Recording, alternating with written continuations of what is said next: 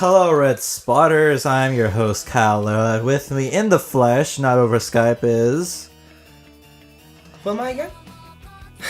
I'm Alexis Soto. I'm so okay, sorry Dory. for that awful joke. That is very nice. It's very nice to be in studio, you know?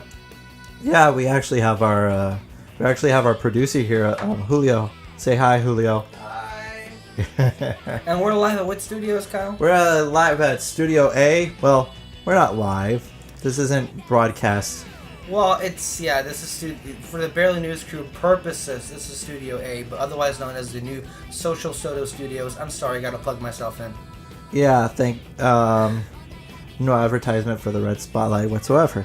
But anyway, that's entirely besides the point. Man, Can you stop saying besides the point? What a great week, what a great week for all of us nerds out there. I mean, all the comic book, the major comic book companies, DC and Marvel, have been competing for everybody's attention. What do you think about that? Sony who?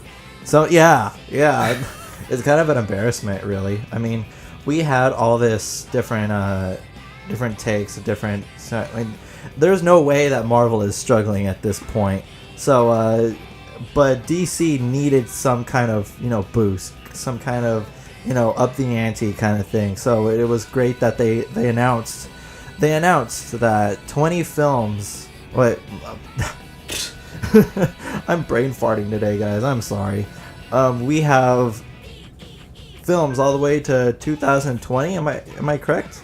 Around there. I think it's upwards to around 30 movies from now to 2020 based on comic book adaptations. Yeah, and that's incredible that DC is doing this. I mean, they finally look like they got their act together, which for the first time in forever, that everything is great. You like that little reference, didn't you? For all our Disney Frozen fans out there. So I really like that. Everything is looking like it's coming together in a nice little wrap little bow. And what do you think about Ben Affleck as Bruce Wayne and Batman? When I first heard the news, there were a couple of emotions, or actually reactions, that went into my head. My immediate reaction was, holy crap, the internet is going to hate on this so much. Yeah. But I'm a fan of Ben Affleck and what he can do. I think now we're in a time when Ben Affleck is really hitting his stride on both the directing and acting perspective. So I thought it was a very bold move. One that was actually got me excited because... especially with all the hype that's been going on. I mean, he won Best Director and Best Film for Argo, and now he's with Gone Girl getting out there and getting its accreditation. Everything is looking good for his part at least. And now knowing, actually, I don't know if you heard about the recent news that Christopher Nolan did have a say in casting Ben Affleck as Batman. Oh, really? Mm-hmm. Well, that's good. Well, at first I was totally against it because why? Because Argo. Really? I think it was many people were talking about another movie called Daredevil. Yeah, not just Daredevil. I mean, I had this little thing that Argo won Best Picture, which I don't think it deserved it. If not, it should have gone to Lincoln that year. But I think that everything went good on that part. But before, let's wind the clocks back to 1987, okay, where Tim Burton and his gang announced that Michael Keaton will be playing The Dark Knight. Hold up here. Tim Burton and his gang? Yeah. I had no idea that Helena Bonham Carter and Johnny Depp were part of this whole production. No. I mean, the production companies and all that stuff that he's in charge of. But let's wind back the clocks. 1987, when he announced that Michael Keaton will be donning the cowl. And I really liked, and a lot of people were against it, much like how they are with Ben Affleck. Batman's a cow? No, cowl. It's a mask. It's a kind of mask. Cowl? Cowl. Like Simon Cowell? Yeah, kind of like that, but it's spelled Cowl. Are you insulting Simon Cowell's face? Oh my God. No, we're not. Okay. You're getting a little off topic here. Let's go on topic. Well, technically it's you because you're the one addressing it. I said, Cowl, get it together, man. Hashtag get over it. Anyway, Let it go. So 1980. There we go. Second Frozen reference, man. We're good. Where's the tally chart? Julio, are you taking tally? We're at 7. Yeah. So everybody was like, no, this guy, he's mostly known for a comedy. You know, he's done Beetlejuice, he's done Mr. Mom, and now he's going to be playing a serious role as Bruce Wayne / Batman. A lot of people were against, a lot of people were, you know, for Jack Nicholson being the Joker because he's just naturally crazy like that. But Michael Keaton as Batman, a lot of people went against that for that very reason. I mean, Mr. Mom as Batman, where are we gonna, what kind of justice is done in there? So it was a very heavy set. And then when 1989 came in, everybody's mind was changed and saying that, oh, Keaton was phenomenal. So I'm very hopeful for Ben Affleck because we're getting all this backlash, and I don't think Ben Affleck is not one to dash the source material or anything like that. He wants to keep it completely faithful to the things. As I mean, we cannot blame him entirely for Daredevil because of a lousy script. But it's just this whole big debate on Ben Affleck and his whole part. And Jesse Eisenberg as Lex Luthor is beyond me because there was everybody was like saying, you know, Bryan Cranston be Lex Luthor. That would have been a great. I mean, with his success in a Breaking Bad and everything like that, it looked promising. But I don't know. What do you think of Jesse Eisenberg playing Lex Luthor? I just want to digest a lot of what you just said. First of all, back to the whole Jack Nicholson being naturally crazy for a casting of the Joker. Mm-hmm. That's like saying like Bruce Jenner and Kim Kardashian would be perfect in Predator versus Alien. Number 2, Bryan Cranston. We know which one's the Predator. Bryan Cranston as a Lex Luthor. Actually, when you're mentioning to me, it sounds pretty stellar because I mean Bryan Cranston aside from Breaking Bad is a really respected institutionalized actor at this point. He's just so loved. And that would have been great, but I see what they're doing. I think Jesse Eisenberg, damn it, I think he'll be a great Lex Luthor because of the cinematic universe they're building up. I mean, it's quite interesting when you say we have an older Batman played by Ben Affleck and a younger Lex Luthor played by Jesse Eisenberg. They're definitely they're throwing some curveballs down our way, which I think is pretty exciting. They're not sticking true to hard comic book. They're giving us new material. I love the fact that Jeremy Irons is going to play Alfred Pennyworth. That right there was a bold cast. I want to see monologuing Michael Caine. No. Come on. No. There was this weekend in Balma, and I want to see Michael Caine. Watch, when we see Interstellar, we're going to see Michael Caine for one scene, and he's going to like talk like 5 minutes about some kind of monologue or something. God bless Michael Caine. I love him. Mr. Caine, can you pass the milk? I remember this one time when I was in... is that a no? What was it your little brother said? Your little brother said that he preferred the Alfred from the Burton movies because Michael Caine's version was what? I forgot. He said that he talks too much or something. Oh my god, yeah. Yeah, that's what he talked about. He said, gosh, he talks too much. I'm like this. Yep, that's Michael Caine in a nutshell.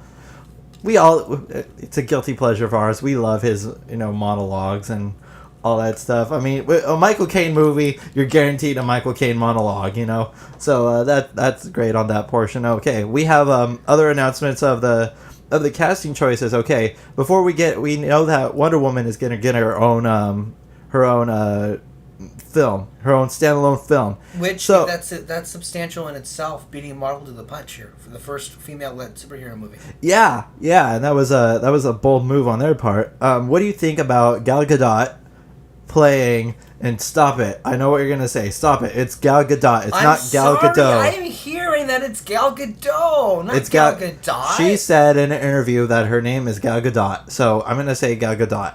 So anyway. What do you think of her? I mean, the only movies we really know her from is one of the Fast and the Furious movies. I mean, that's the only movie we know of her in. And I like this. It's like kind of like the Star Wars approach, where Harrison Ford, Carrie Fisher, and Mark Hamill were not well known people to be into the film industry. And I love this fact that they're casting obscure people rather than, you could have your Angelina Jolie's play your, Wonder Woman. You could have, your whatever Denzel Washingtons and all that stuff in your films, but no, they're actually picking obscure people. Which, I mean, in today's film industry, in terms of when you're talking about a sacred cow or a really spectacular, appreciated franchise like these comic book properties, or like Star Wars, picking unknowns, generally, by the public's view, helps. It really increases your stock portfolio. It actually is in a formula. I guess if we're comparing it to a model of a perfect Star Wars formula, casting unknowns generally gets people excited about it.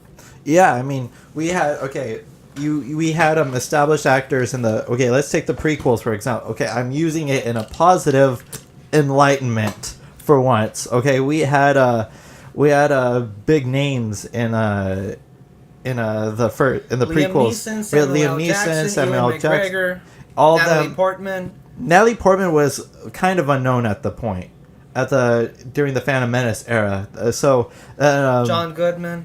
No, John Goodman was not in there. Well, wasn't he Boss Nass? No. Sorry, John. We love you. But then he had the aspect of hiring unknowns like Jake Lloyd or Hayden Christensen. He was not known at the point. At the point. This is just looking really good. This is looking really good that they're casting unknowns, especially for the guy they're picking for a Cyborg. I forgot his name, but half of his criteria is the DC films. So that's more obscurity right there. Green Lantern, we are not. I repeat, not expecting Ryan Reynolds to reprise his role as the Green Lantern / Hal Jordan. I liked him. Yeah, but too bad he's taking on another role as Deadpool, which I am so excited for. Hold on a minute. I thought Ryan Reynolds was great as. No, I'm kidding. No, if you actually thought no, I mean no. I was like, what? No. You actually know? I don't know. Who do you think should play? Who do you think should play Green Lantern? This is a conversation I don't think we're ready to have until Green Lantern is completely out of people's minds. Well, I don't know, honestly. I mean, the thing is, when you come to the question of who do you think should play this character, I mean, any actor, really. But, okay, are we going to make Green Lantern white or black? I think they're going with the New 52, which has Hal Jordan, but then it transitions into the black Green Lantern. So for Hal Jordan, who do you think should play Hal Jordan? I think Denzel Washington. Okay, okay for the black one, I could see that kind of. Bill Cosby. I'm gonna go the pudding. CeeLo Green.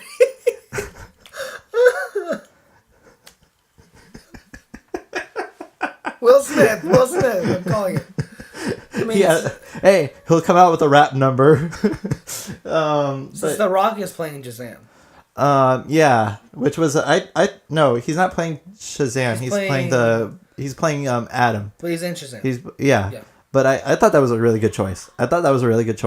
Because he can encompass that. After seeing the movie Hercules, I could really see him. I thought you were gonna say Tooth Fairy. No, not Tooth Fairy. God, no, that movie was awful. Just like Bedtime Stories? No, Bedtime Stories was okay. I like that movie okay. It's Adam Sandler. I don't care if it's Adam Sandler. If you're saying Adam Sandler is okay, you're saying Grown Ups 2, Jack and Jill. No, I'm saying that only Bedtime Stories and to be debated, Hotel Transylvania was an okay kind of movie too. But we're getting entirely off topic here. No. Really? I would love... How's your Friday, Kyle? It is really good. How's yours? I'm good. We're good here. We're alive. Honestly, this is a bit of a stretch. I would love to see Aaron Paul play Hal Jordan. What do you think of that? you're in the room with two huge Breaking Bad fans. Tread lightly when talking about Aaron Paul here. I think that's interesting, but he's not black. No, Hal Jordan is not black. I mean, Stop it. No, we're talking about Hal Jordan. I'm talking about Hal Jordan. Mm-hmm.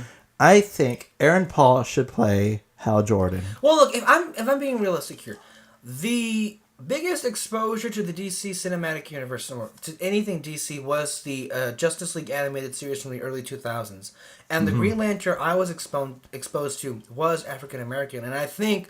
Wouldn't DC take advantage of the fact that there's very little African American led superhero movies? Wouldn't they want to cast an African American actor? Well, we're in debate with Samuel L. Jackson and Nick Fury. But the thing is, they're not leading the movie. There's definitely African American. I mean, with Marvel, you have War Machine, you have the Falcon, you have Nick Fury, but they don't lead their own movies. That's the whole debate and thing. I mean, of course, is Black Panther going to be a black guy? You think? Yeah, it is definitely. Okay, that's one. And then ethnicity. I mean, with DC, they're going to have Cyborg, but wouldn't they want to one up Marvel and have a black Hal Okay, Jordan? fine. Who would you pick as the black? I think Green Lantern. I think Michael B. Jordan. I mean, I know right now he's committed to Fantastic Four, but if he were allowed to, I would love to see him as Hal Jordan because I think he's Pharrell Williams. I think Michael B. Jordan is a phenomenal actor. I think he's definitely ready for this role. I'd see him most anyway. What did you say? So Pharrell Williams, I think he's too busy doing crap television shows like The Voice. Up yours. Thank you. I think. I'm sorry if I offended anyone. If you like The Voice, good on you. I just can't stand that show. That's just my opinion. Sorry. Yeah. I don't mean to offend anybody. If you like that show, great on you. I'm glad you love it. Anyway, before Except one of my. for you, Kyle.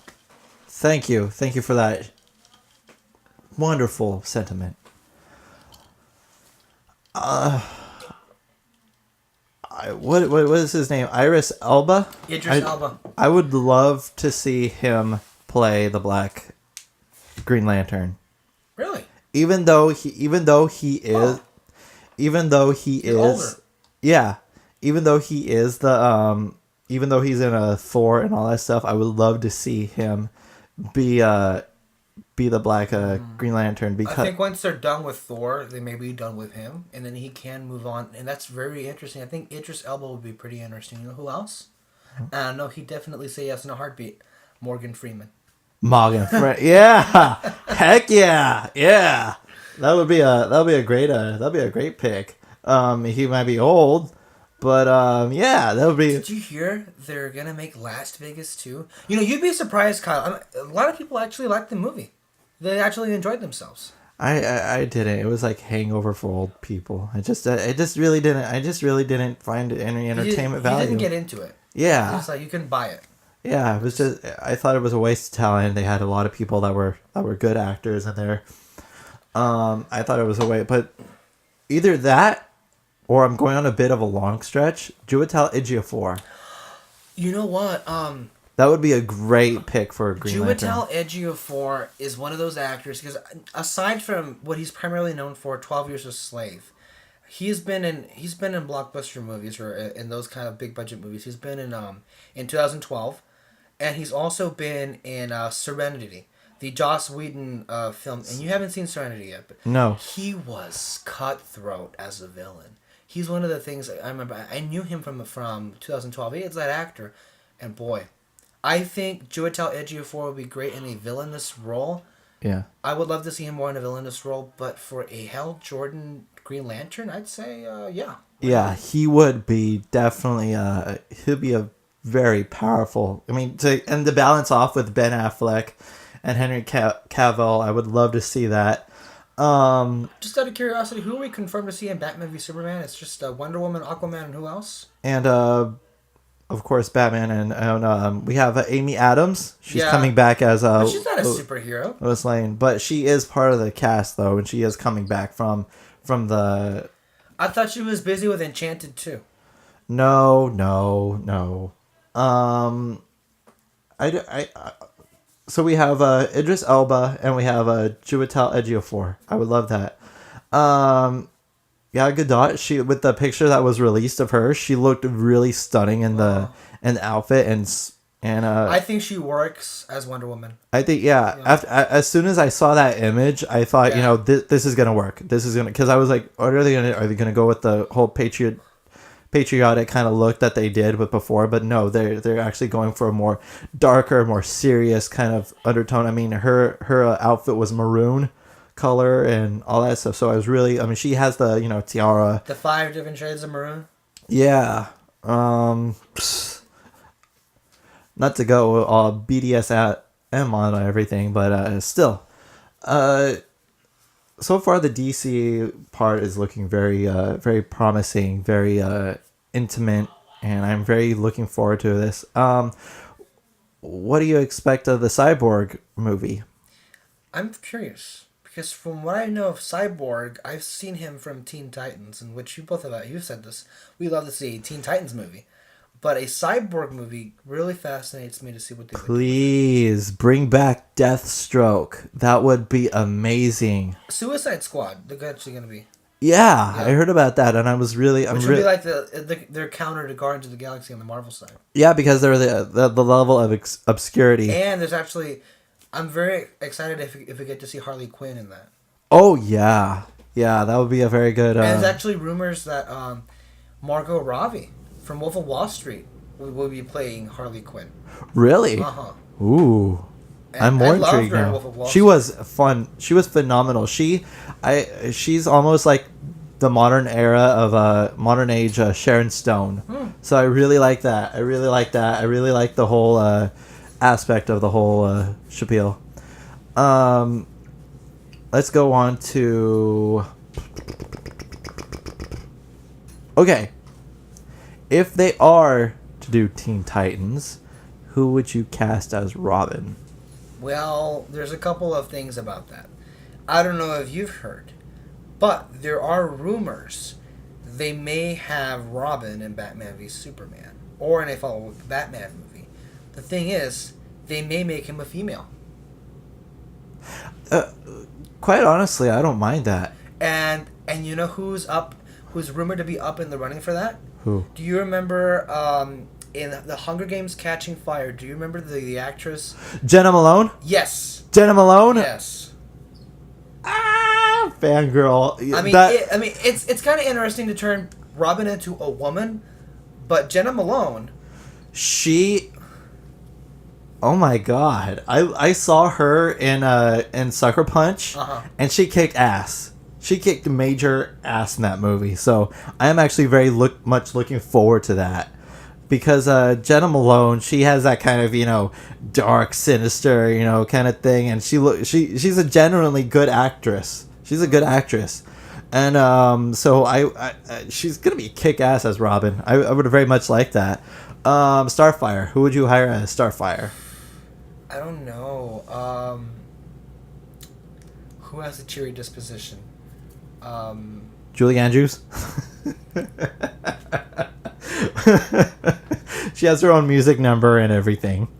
I mean, it's tricky because I mean the Teen Titans are just a different property. I don't know if they would even tackle that in or acknowledge that, because if they do go, I mean, if they make Robin into a woman and then make him older, it wouldn't be a teen anymore. A teen, So it's questionable, highly questionable if they would do it. Well, what they could do though is, because DC has Andrew Garfield is like in his 30s and he played a high school student. Well, DC has this whole separate property and universe for their television shows, like Green Arrow and with Gotham and with The Flash. They could do a live-action Teen Titans show with the CW or Fox, like they've been doing. That in itself sounds interesting.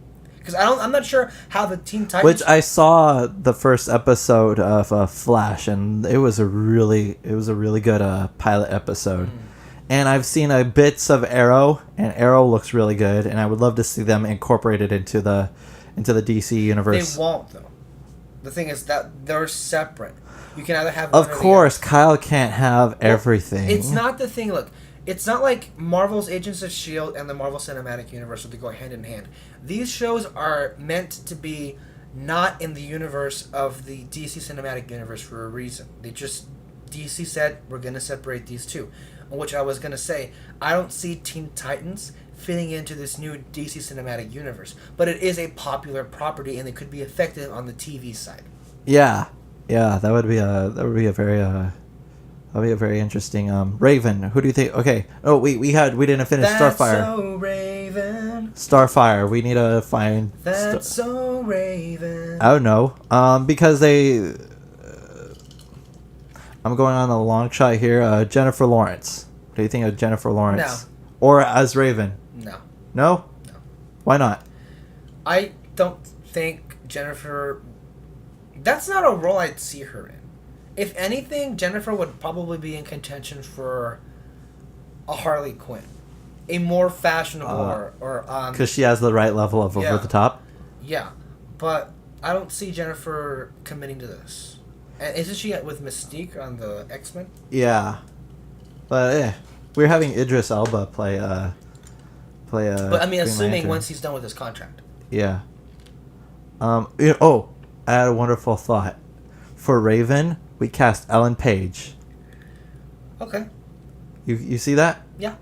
Okay, for Beast Boy, who would you cast as Beast Boy? Julio. Julio play Beast Boy? Yeah. I mean, just put some green on him and he's ready to go. There you go. We have a Beast Boy right here. I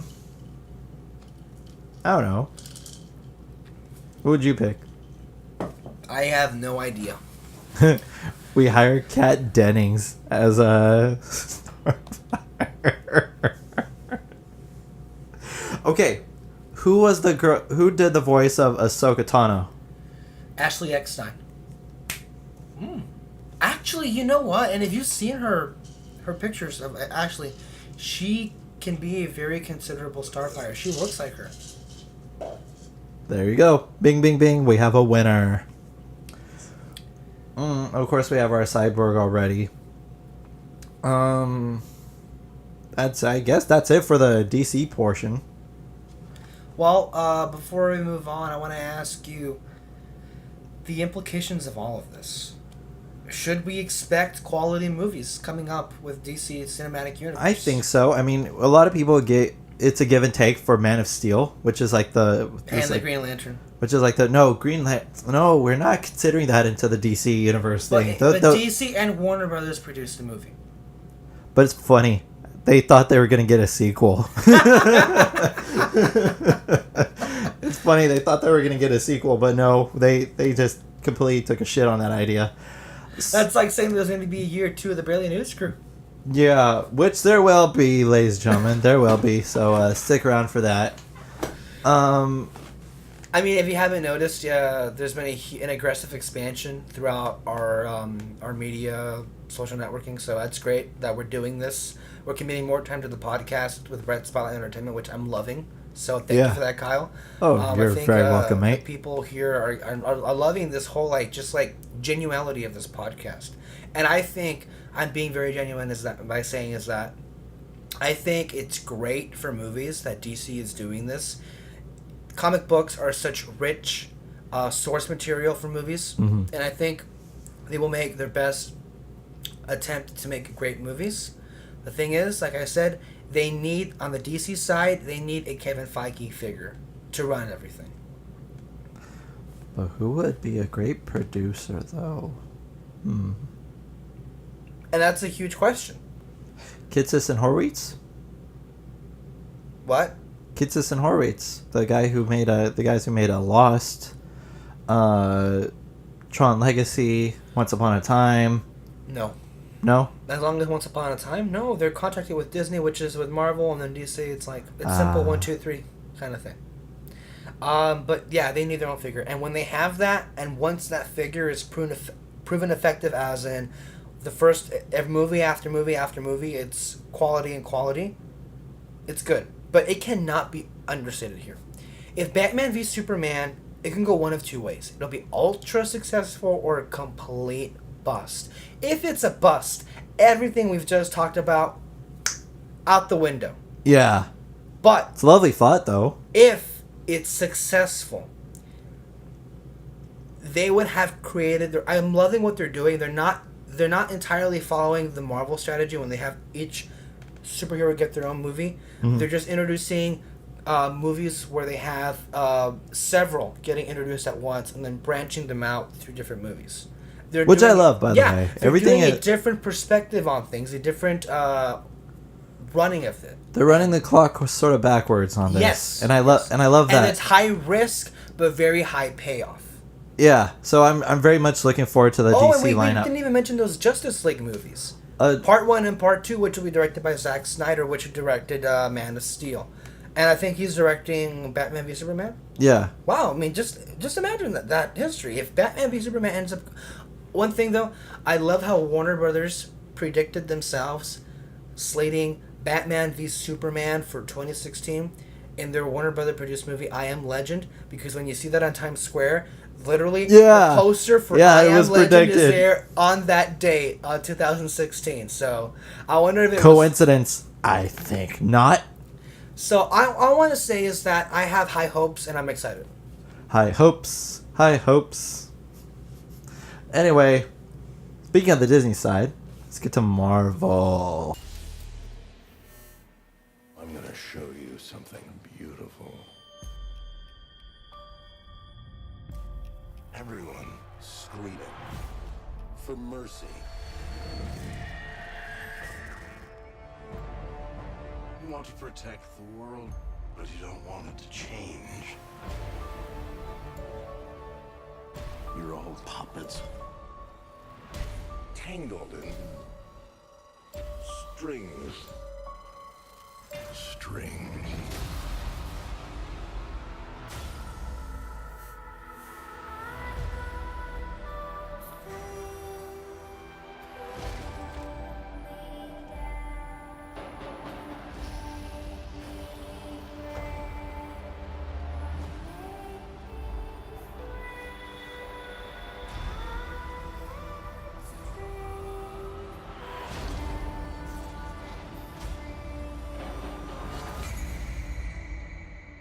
It's the end. The end of the path I started us on.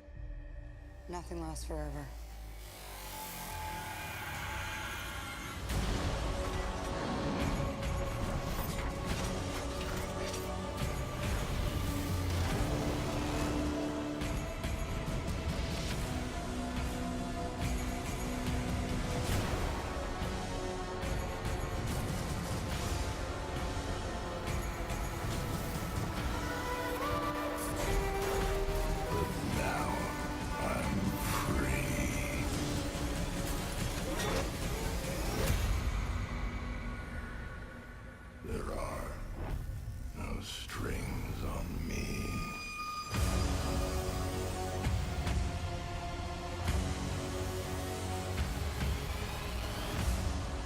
Marvel, they released the teaser trailer to Age of Ultron.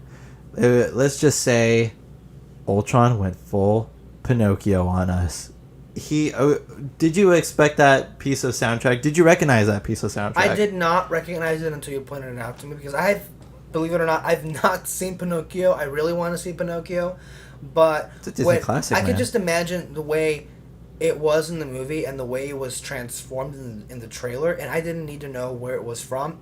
The effect was almost the same. It was chilling, and it was effective. I mean, what stood out to me immediately was, I want to show you something beautiful. I mean, I was like, holy crap, I knew James Spader would bring a whole new level to this. I mean, that voice, I mean, I don't know for what, look, we've discussed this, and I want to have some time to explain this. When we were talking about this trailer, it reminded us of Heath Ledger's Joker entrance. Yeah. But then at the same time, because this is a voice that James Spader is bringing to this, I don't know, but could this be upwards of a James Earl Jones Darth Vader kind of thing? Because this voice is nothing less than epic, and it's creepy, and it works in almost every single way. I want to see this movie. I have to say with the Age of Ultron, I have to say that this whole spectrum of the thing, okay, you had the beginning of the teaser trailer to The Dark Knight starts with the monologue that he was that Joker in the interrogation scene. You change things forever. Things are not going back. And then you see to them, you're just a freak like me. And then it gets on to and then it reveals what the Joker looks like for the first time to everybody. And everybody really liked that. So, and I have not seen a better teaser than The Dark Knight. I have to compare this to The Dark Knight because it brought up so many questions, and yet it answered so many questions at the same time. Because a lot of people said, okay, James Spader, yeah, he's gonna be, he's probably gonna be good, but this is probably gonna be, another tag team movie. We've seen it before, kind of thing, another rehash. So everything is gonna be onto the whole detail of the thing. I don't know, Alexis. Do you think what do you expect of James Spader to be Ultron?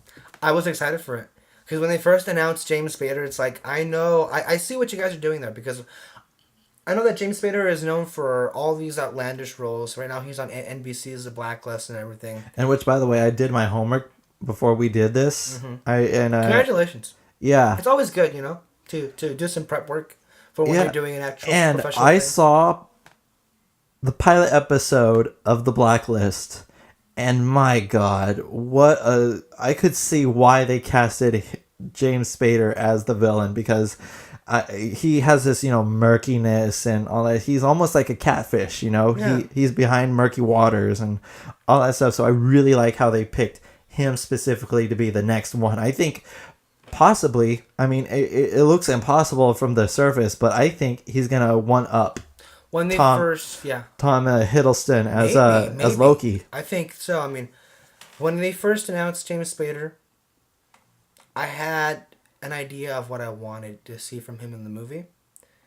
And the trailer yesterday, that's exactly what I wanted, and then some. And you had I got no strings to hold me down, and it just that little softness, eeriness, everything looks dark. Everything, it's almost like we're gonna compare it to the first Avengers is gonna be A New Hope, obviously. Yeah. But this one is gonna be more Empire Strikes Back, where all the themes are more darker and more sinister, and everything is to that level of superiority. And I really like that. I really like that because it looks smarter. I could tell that there's not going to be a lot of comedic parts. You're gonna have a few funny moments. Don't get us wrong. There's gonna be comedy, but not that the first Avengers was a straight up comedy in itself. It had some dramatic moments. It had a serious tone, but this is taking it so many up notches that I just can't even describe. It looks like it's going to be something to say that there was not a single smile in the whole trailer. Yeah, and it looks like it looks like the most serious film to date. Coming off from Guardians of the Galaxy was just romped up. Yeah, but given the fact that had nothing to do with what's going on Earth, but coming off Winter Soldier, which was it was light at the beginning. And then it turned dark. Yeah. Marvel practically turned off the lights and said, "Here, find your way in the darkness," kind of thing. And I really like that. It makes everything look more desperate. And that way, in part 3, you have the Return of the Jedi kind of thing, and everything is more hopeful and more cheery with inserting Thanos into the whole picture, and with the whole Civil War thing coming into light. Everything is just looking darker. Everything's looking to its into its full potential, and I really like that. So with the whole reveal of the full with the third Ultron face, when you see him kind of evil smile and almost in Terminator state. What did you think of? Didn't you think that was so intimidating, just seeing him smile like that? You thought he was gonna be this emotionless kind of thing, which I think wouldn't have made the stakes more higher. When you see him smile, it shows that he's enjoying killing these humans. He's enjoying killing these humans, and that is the kind of villain that you want to see, because we've had an absence of villains, of great villains, since Loki. Obviously, in the Marvel Cinematic Universe in itself. Yeah. Really good villains. So now we're going to have a really good villain. And my God, Joss Whedon, let's just give a round of applause for him because he is the backbone of what the Avengers is. This baby. Yeah, and he's great. He had a Buffy the Vampire Slayer, which was a good cast, and the way they worked together, and the whole cast dynamic. He's really good at cast directing. So I'm really and I heard that Firefly is really good, and I really want to watch that. So with all the cast directing, everything is gonna look pushed to it, and we have Quicksilver and Scarlet Witch, Aaron Johnson. And Aaron Taylor Johnson. And the lesser known Olsen twin. Olsen sister. Elizabeth Olsen. So they look promising in this one. I mean, they looked like they were on Ultron's side at first. Huh. Yep. Yeah, so that looks really good. So we now have the Civil War because aspect. we're not talking about how much darker the Marvel movies are getting in general.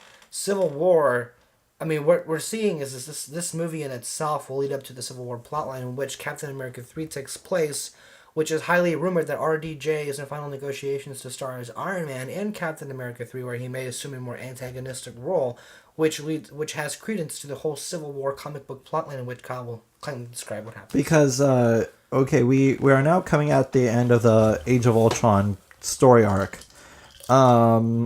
In which Iron Man is now, Tony Stark is now fully tired of the whole thing, and he's now saying that the government should be in more control and more adept to the whole superhero vigilante kind of justice kind of thing. So he says that all for the Registration Act, which all superheroes who do vigilante things like the Avengers need to sign up their names and say that we're going to be doing these things under the government's conditions. But then after Captain America, with the fall of Shield and the rise of Hydra, Captain America is against the government, despite him being patriotic. And and so you have a battle of, it's like I said it in the BNC video, it's kind of like Moriarty and Sherlock Holmes, and those two dynamics are just incredible because honestly, I'm very excited about this. Aren't you? I am. Very much so. The fact is, what I am actually on my mind is, with Iron Man and Captain America in the same movie, it's like, this is going to be in Captain America 3's, the continuing the trilogy, but I like how they're just, it's going to be around the same time as Batman v Superman. Yeah, competing forces. DC versus, a lot of people want to see that. DC versus Marvel kind of thing. Yeah. So I don't know. I'm really, really excited about the Marvel Cinematic Universe kind of thing, and the upcoming things that are coming out in a phase 3. We still haven't had an announcement of who's gonna play Doctor Strange. They were in talks with Joaquin Phoenix playing Doctor Strange, but he said because of the whole contractual agreement, he decided to step out. So now, you said that Benedict Cumberbatch would be a really good Doctor Strange. A lot of people are rumored to be. There's Benedict Cumberbatch, there's Jared Leto, Jake Gyllenhaal, Ewan McGregor. Those are on the final list of things. We know that Joaquin Phoenix was in final negotiations, but then he dropped out, rumored because he would not sign up to a multi-picture deal, which you have to with Marvel and DC. It's not just one movie, it's a whole thing. And it's not just the movies, it's the conventions and the publicity. It's a whole deal that Joaquin Phoenix is just not used to. So I think because Jared Leto can do over the top, I think he is better suited to play Doctor Strange. We have Paul Rudd coming out as Ant-Man. What do you think of that casting choice of Paul Rudd? I think it's good. I think Paul Rudd will be... I'm really interested to see what he's going to come up with. Because he's more part of the comedy kind of aspect. Mm-hmm. He's never done, this big old action flick. And I know that it's going to have little cannons from the Avengers 2 and Captain America 2 and all that stuff. So I would love to see it because now it's going to be a light again in that kind of aspect because it is a first for them. We were announced that in February 2016 that we are in fact gonna get a Deadpool movie that everybody is intrigued for, with Ryan Reynolds confirmed to be Deadpool. But just to distinguish, that's not Marvel Studios, that's Fox with Marvel. But still, everybody's looking forward to seeing a Deadpool movie and seeing the test footage. And I showed you the test footage. It just looked all the more promising, and I would very much love to see all this come to fruition. What do you think? Do you think they're gonna do an R-rated? It's gonna be PG-13. PG-13. Okay. I mean, in this day and age, I mean, I don't particularly see much of a difference between the two, and the fact is PG-13 will just attract a bigger crowd. Yeah, that would be a very intimate kind of thing.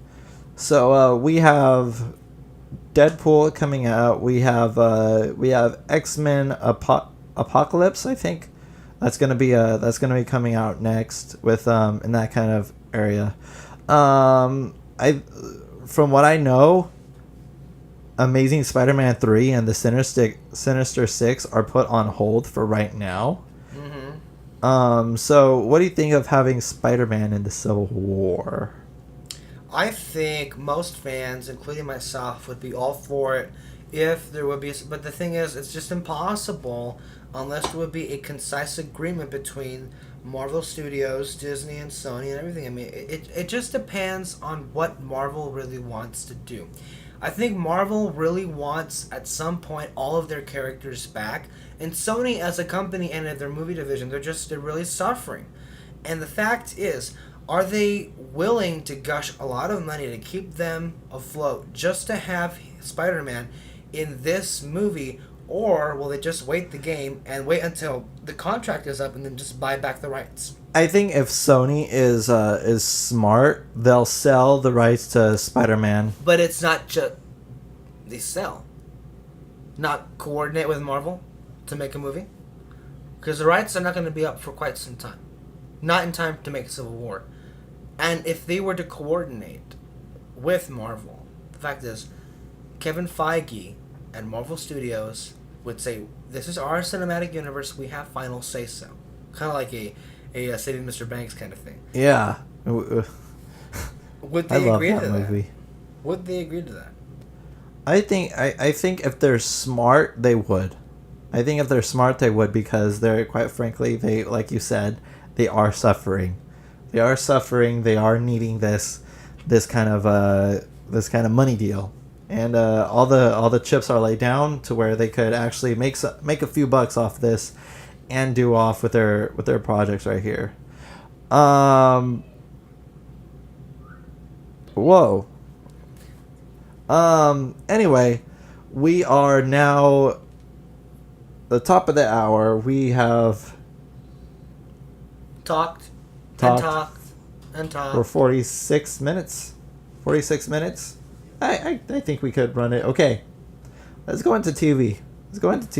Walking Dead and Once Upon a Time. I want to talk about pizza. Julio, what's your favorite kind of pizza? I want the Supreme Pizza. Yes! From Pizza Hut. Isn't that great? What about you, Kyle? What's your... Especially if it was one that Bryan Cranston throws on a house. Oh my god, that was a great scene. Was it just me? I was laughing hysterically. It's like... That was golden stuff. I know. Oh, it's a Breaking Bad reference. You wouldn't understand. I know. And sorry, guys, I have not Out of pure laziness from your host. Has not seen the series. You know, the three of us need to get together. We need to binge watch that series. I'm down. With Supreme Pizza. Yep. I think we ran off the people's ears. But just briefly, what about Walking Dead and Once Upon a Time? Walking Dead and Once Upon a Time are looking very, very good. I think that this is for both are shaping out to be pretty good seasons. Yeah. we both here at the home base at Red Spotlight, we both love Once Upon a Time, and we love. And just a reminder to Walking keep Dead. checking us on Sundays. We have recaps on both the shows. Colin and myself, every Sunday we're going to commit to this. After the shows, we're going to recap and do a podcast. So make sure to keep an eye out for that. You said Cap, Marvel. Anyway, so check those out. Everything is looking good, and make sure to check us out on the Barely News Crew, on Social Soda, And on Red- Golden and more- Arrows. and more importantly, Red Spotlight Entertainment. We have a bunch of podcasts for you heading your way. We have a lot locked and loaded for you in November. So keep an eye out for that. I'm Kyle. This is what are we gonna call this? The Barely News Crew Phase 2. Yeah. Aggressive expansion. Guys, I want to thank you guys for listening. I am Alexis Soto. I'm Kyle Lara, and Red Spotters will keep you under the spotlight. We'll check you guys later.